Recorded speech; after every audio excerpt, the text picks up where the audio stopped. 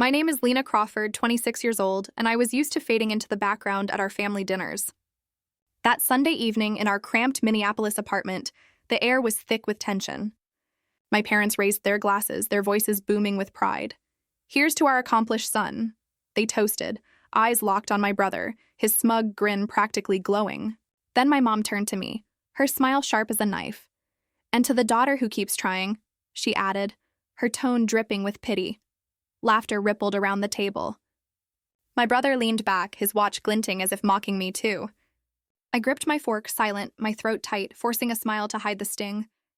The room buzzed with chatter, forks clinking, until Grandma stood. Her chair scraped the floor, sharp and deliberate, cutting through the noise. Every head turned. She didn't smile, didn't flinch, her eyes fierce despite her age. "Then I'll dine with the one who doesn't need applause," she said, her voice steady, slicing the air. Silence crashed over the table like a wave. My parents froze, glasses midair. My brother's smirk vanished. Grandma walked over, her steps slow but sure, and sat beside me. Her hand rested on mine, warm, unwavering. "You don't need their praise, Lena," she whispered, loud enough for all to hear. Something shifted inside me. Not anger, but a spark of defiance. They'd laughed before, but that night I knew I'd make sure they never would again. If you've ever been dismissed by those closest to you, hit subscribe and follow my story to see how I turned their doubts into my triumph. 1 week later, I stuffed a backpack and walked out into the Minnesota snow. The apartment door slammed behind me, a sharp sound that felt like a full stop to years of being unseen. My parents' words from that dinner, my mom, Diane Crawford, calling me the daughter who keeps trying, and my dad, Robert Crawford, chuckling with the guests, burned in my mind. I didn't look back. I couldn't. My feet crunched through the icy sidewalk. Each step a promise to myself I'd prove them wrong, not with words, but with action. I found a tiny apartment above a corner grocery store in Minneapolis. The kind where the radiator hissed all night and the walls smelled faintly of old coffee. The rent was $500 a month, more than I could comfortably afford. But I signed the lease anyway. My savings were thin, barely enough for 2 months, and my freelance coding gigs weren't exactly flooding in. Still, I set up a desk by the window, my laptop glowing in the dim light, and got to work. I'd always loved building things, apps, websites, anything that turned ideas into code. But my family never saw it as real work. Not like Ethan's startup, Mom had said once, her voice thick with disappointment. Ethan Crawford, my brother, with his flashy tech company plastered across every blog, was their golden child. I pushed the thought away, focusing on the screen. The first few weeks were brutal. Bills piled up, electricity, internet, groceries, and my bank account dipped lower each day. I took small jobs fixing bugs for local businesses, earning just enough to keep the lights on.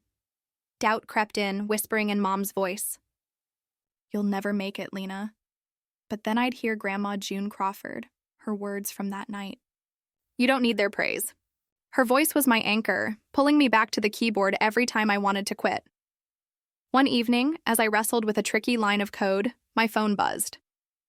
It was Ava Nolan, my best friend since college, a brilliant programmer who never doubted me. "You still up?" She texted. I smiled for the first time that day. Ava showed up an hour later carrying takeout and her laptop. "You're not doing this alone," she said, setting her bag down. Over cheap noodles, we brainstormed. I'd been working on a time management app, something simple but intuitive, designed for overwhelmed freelancers like me. Ava saw the potential right away. "This could be big, Lena," she said, her eyes bright. "Post it on TechBit, that developer forum. Let people see what you've got." I hesitated. TechBit was a tough crowd, coders who tore apart anything less than perfect. What if they laughed like my family did? Ava leaned forward, her voice firm. "You're not your parents' punching bag. Show the world what you can do." Her words hit hard, echoing Grandma's. I spent the next 3 nights polishing the app, testing every feature, making sure it was bulletproof. My hands shook as I uploaded a demo to TechBit, describing it as a tool for people who hustle in silence. I didn't expect much, maybe a few likes, but I hit post anyway. The next morning, I woke to notifications flooding my screen. Coders were raving about the app's clean design, its ease of use. "This is a game changer," one comment read. My heart raced, not with fear, but with something new. Possibility, Ava called, her voice practically vibrating. Told you, Lena, you're onto something. For the first time, I felt like I wasn't just trying. I was building something real, something mine. But deep down, I knew this was just the start. Ethan's startup loomed large, and my parents' voices still lingered. I wasn't done proving them wrong. Not yet. Within a month, my app, FocusLine, spread across TechBit like wildfire. Freelancers, students, even small teams started using it. My inbox filled with feedback, offers, even investors wanting calls. Each message felt surreal. Every download felt like a small victory. I couldn't help but think back to that dinner table, to Ethan's smug grin and my parents' dismissive laughs. This was my quiet revenge. Still, success didn't come without its weight. Between coding, debugging, and customer emails, I barely slept. Ava kept reminding me to breathe, but I couldn't stop. I was terrified of losing the momentum, terrified of slipping back into obscurity. Then, one snowy afternoon, a new email popped up in my inbox. Subject: Interested in collaboration, Orion Systems. My breath caught. Orion Systems was a mid-sized software firm, Ethan's company's direct competitor. The email was short and professional, signed by Marcus Hale, their product director. He said he'd seen FocusLine on TechBit and wanted to discuss integrating it into their platform. I stared at it for a long time. Orion Systems, wanting me. Not Ethan. That night, I told Ava over coffee, "Do you think it's a trap?" I asked. She shrugged. "Even if it is, Lena, it's still an opportunity. Play it smart," so I did. I researched Marcus, his projects, his company. Everything checked out. I scheduled a call. When his face appeared on the screen, he was calm, confident, maybe early 30s. "I've seen hundreds of apps," he said. "Yours stands out. It's not just clean, it's human." The word human hit differently. Nobody from my family had ever used that word about anything I did. We talked for an hour, and by the end, he'd offered me a contract. Orion wanted to license my app for integration. It wasn't millions, but it was enough to erase every unpaid bill and maybe upgrade my laptop from the one missing the N key. When I hung up, I didn't cry, I just sat there staring at my screen. Smiling in disbelief, Ava burst into the room. "Tell me you got the deal." I nodded, and she whooped so loud the upstairs neighbor banged the floor. That night, we toasted with cheap champagne. I texted Grandma June, though I wasn't sure she still checked her phone often. "I did it," I wrote. Her reply came 10 minutes later. "I always knew you would." I saved that message. Days later, Ethan called, something he rarely did unless he needed to gloat. "Hey, little sis," he said, his tone dripping with fake warmth. "Mom said you've been doing some kind of app thing?" I kept my voice even. "Yeah, it's going well," he chuckled. "Cute. Listen, just be careful. The tech world isn't for everyone." I wanted to tell him Orion Systems had just partnered with me. I wanted to hear the silence that would follow. But I didn't. I let him talk himself out, smiling the whole time. When we hung up, I felt lighter. Weeks passed. My app grew.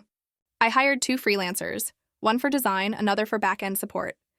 Ava and I started sketching out a new version, one that could track team productivity in real time. But with growth came attention, the kind that reaches people you thought you'd left behind. One evening, I got a text from my mother. "Your father and I saw an article about FocusLine. We're impressed. Maybe you could come over for dinner this Sunday?" Dinner, the same dinner table. The same house where they'd laughed. Ava saw the message and frowned. "You going?" I hesitated. "I don't know. You should," she said softly. "Not for them. For you." So that Sunday, I dressed simply, jeans, a clean white sweater, and drove back to the apartment I'd once called home. The same faded green door, the same crack in the step. When Mom opened it, she smiled. Too wide, too rehearsed. "Lena, you look..." Well, Dad was behind her, still wearing that old cardigan he refused to throw out. Ethan was there, of course, leaned back on the couch, sipping wine. "Look who finally made it," he said, grinning. "Ethan?" Mom warned, her voice sharp. I sat, the air thick with unspoken words. "So," Dad began, "this FocusLine thing seems like you've done quite well." I nodded. "I'm working with Orion Systems now." Ethan's grin faltered for a fraction of a second. Really? Mom asked, trying to sound casual. Really? Grandma June wasn't there that night. She'd moved into assisted living a few weeks back. The absence of her steady gaze made the room feel colder, but I held my ground. When dinner ended, Mom hugged me, awkwardly. "We're proud of you, Lena," she said, and though the words came late, they still hit deep. As I walked out, snow falling again like it had that night I left, I whispered under my breath, "I didn't need your pride to get here. I meant it, because sometimes the quietest revenge isn't shouting your success, it's building it until they can't ignore it anymore." Winter faded into spring, and FocusLine's growth exploded faster than I could manage. I moved into a small office space downtown. Nothing fancy, just one big window and 2 desks, but it felt like the beginning of something real. Ava and I worked side by side, surviving on coffee and determination. Our user base passed 200,000, then 500,000, then 1,000,000. Companies began requesting enterprise versions, and with that came something I'd never had before: leverage. Orion Systems wanted to renew our contract. Marcus Hale called again, offering a deal that would double our previous terms. I listened, calm and steady, as he laid out numbers that made my head spin. When he paused, waiting for my response, I said, "I'll need to review it with my team." He smiled. "Of course, Ms. Crawford. Ms. Crawford." The way he said it, respectful, measured, made me realize something. Somewhere along the way, I'd stopped being the girl who keeps trying. I was now the one people waited for. That night, I went home early, a rare thing. My apartment still had the same old desk, but beside it now sat a wall of framed milestones: the TechBit feature, the Orion deal, the email from Grandma June printed and framed at the top. I ordered dinner, sat down, and scrolled through the hundreds of emails in my inbox. Then one subject line stopped me cold. "Mom, urgent, Grandma's in the hospital." My heart dropped. I drove through the night to St. Luke's Medical Center, my hands shaking on the steering wheel. When I walked into the room, Grandma June looked small under the white sheets, her skin pale but her eyes still full of that quiet fire. "Lena," she whispered. I took her hand. "Hey, Grandma. I'm here." Her lips trembled into a faint smile. "You made it," I nodded, fighting the lump in my throat. "Because of you," she squeezed my fingers weakly. "No, because of you. I just saw you before the world did." Her voice faded, her hand loosening slightly, and my tears finally came. 2 days later, she was gone. The funeral was quiet. Family, a few old friends. The air felt heavy with everything unsaid. Mom cried softly. Dad stared at the ground. Ethan stood rigid beside them, expression unreadable. After the service, the lawyer called me aside. "Your grandmother left you something," he said. He handed me an envelope. Inside was a handwritten note and a small key. The note read, "For the one who saw her worth too late. This is for your next beginning." The key belonged to her old cabin by the lake, the one she used to take me to as a kid. That weekend, I drove there. The cabin was exactly as I remembered: creaky steps, peeling paint, but filled with warmth. I lit a fire and sat on the old rocking chair, her words echoing in my head, "Your next beginning." That night, an idea came, one that would honor her in the only way I knew how. I opened my laptop and began sketching the prototype for June, an AI-driven personal growth app built to encourage people who felt overlooked, just like she had done for me. Ava joined the project instantly.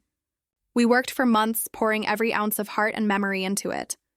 When it launched, the tagline read, "For the ones who keep trying, and finally see they don't have to." The response was overwhelming. June hit the top of the app charts in under a week. Messages flooded in, people thanking us for creating something that made them feel seen. And one evening, months later, my phone rang. "Lena?" "It's Marcus." He sounded different, hesitant. "Ethan's company wants to license June," he said carefully.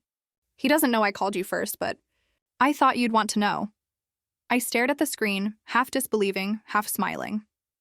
When Ethan's official email arrived later that night, I didn't respond right away.